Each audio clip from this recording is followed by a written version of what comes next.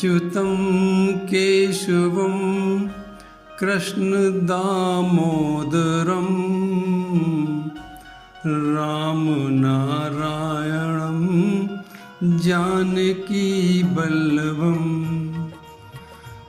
रामनारायणं जानकीवल्लभम् अच्युतं केशवं कृष्णदामोदरं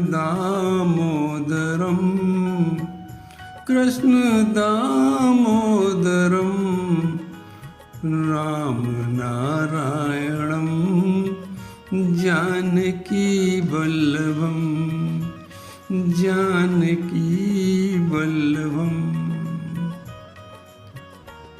महाभारत के युद्ध के बाद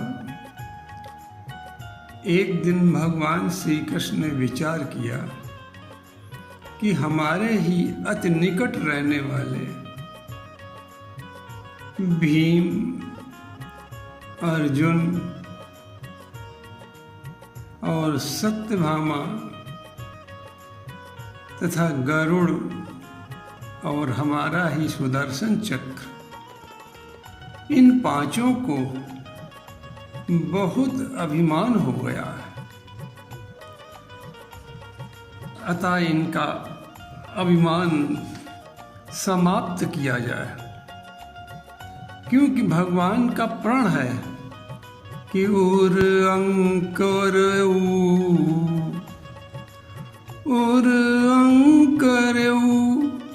गर्भ तरु भारी।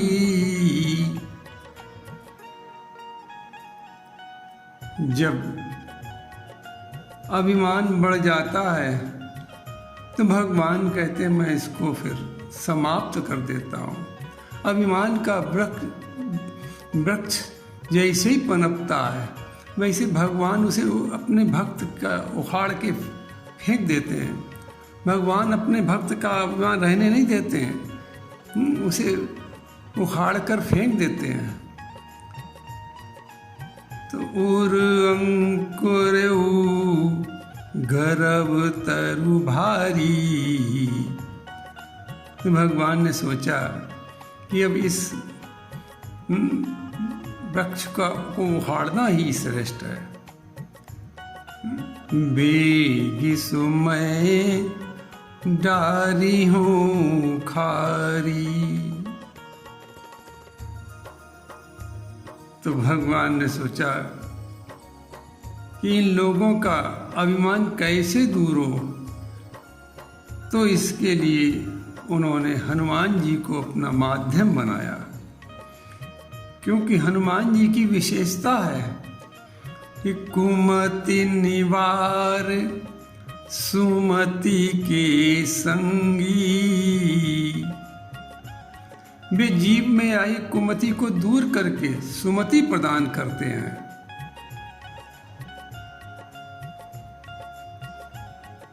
तो एक दिन कृष्ण भगवान द्वारिकापुरी के बगीचे में बैठ गए और सुदर्शन चक्र से कहा कि तुम बाहर लिख दो कि अंदर आना मना है।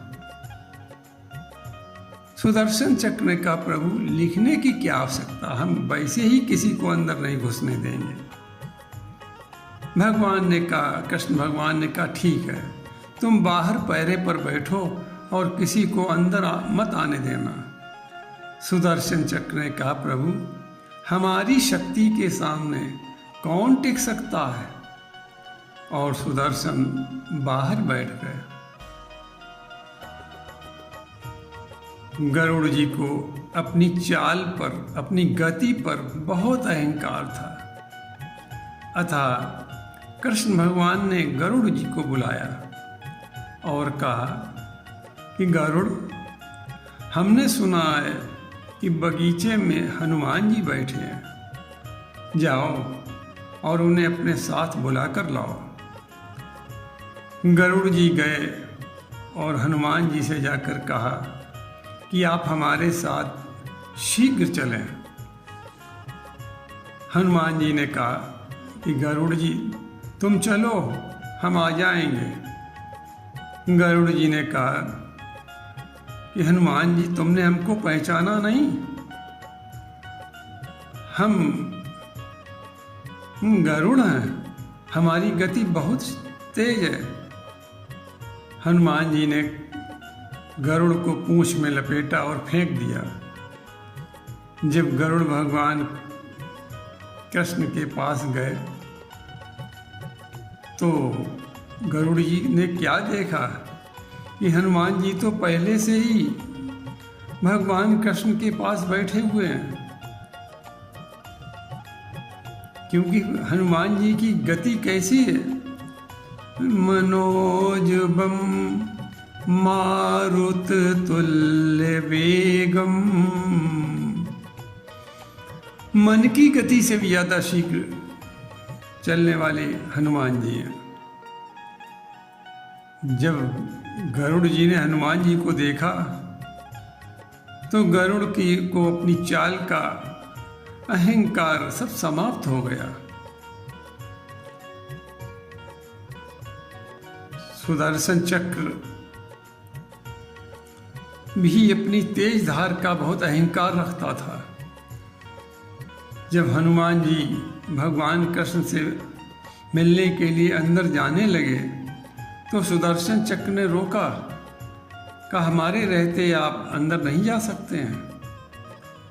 हनुमान जी ने सुदर्शन चक्र को पकड़कर अपने मुंह में रख लिया और भगवान कृष्ण के पास गए। कृष्ण भगवान ने कहा कि अरे हनुमान जी, आप अंदर कैसे आ गए? क्या बाहर आपको किसी ने रोका नहीं? हनुमान जी ने तुरंत मुंह खोल दिया। सुदर्शन उनके मुख से जमीन पर गिर पड़े। कहा, प्रभु, इन्होंने ही हमको रोका था, इसलिए हमने इनको अपने मुंह में रख लिया। इस प्रकार सुदर्शन चक्र का भी अहंकार मिट गया। तीसरी सत्यभामा जी थी, जिन्हें अपनी सुंदरता का बड़ा अभिमान था। हनुमान जी भगवान कृष्ण के पास एक दिन गए तो उन्होंने सत्यभामा जी को बैठा देखकर कहा कि प्रभु, रामावतार में हमारी माता तो बड़ी सुंदर थी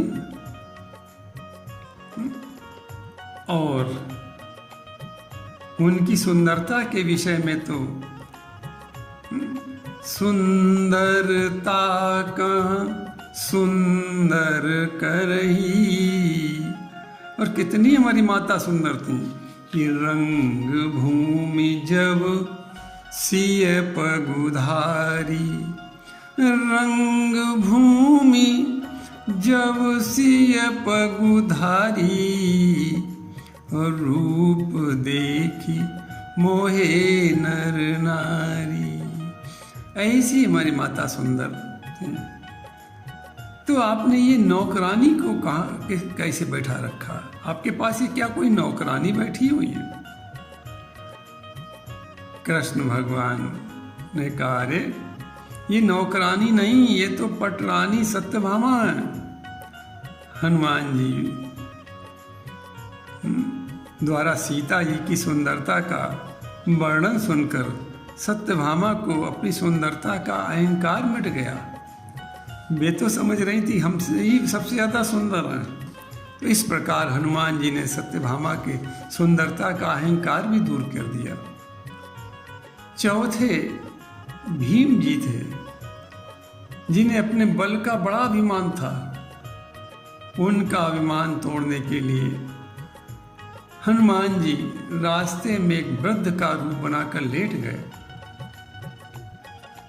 भीम वहां से निकले। उन्होंने हनुमान जी से कहा कि अपनी पूंछ हटा लो,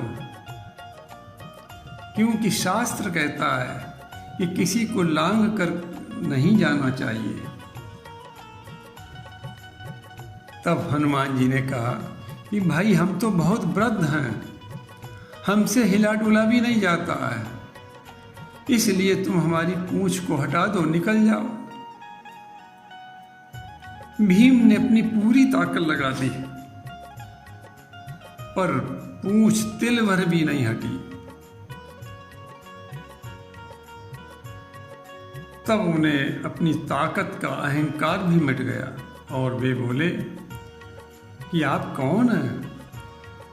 तब हनुमान जी अपने असली रूप में आ गए। इस प्रकार हनुमान जी ने भीम को शक्ति का अहंकार जो था उसे भी समाप्त कर दिया।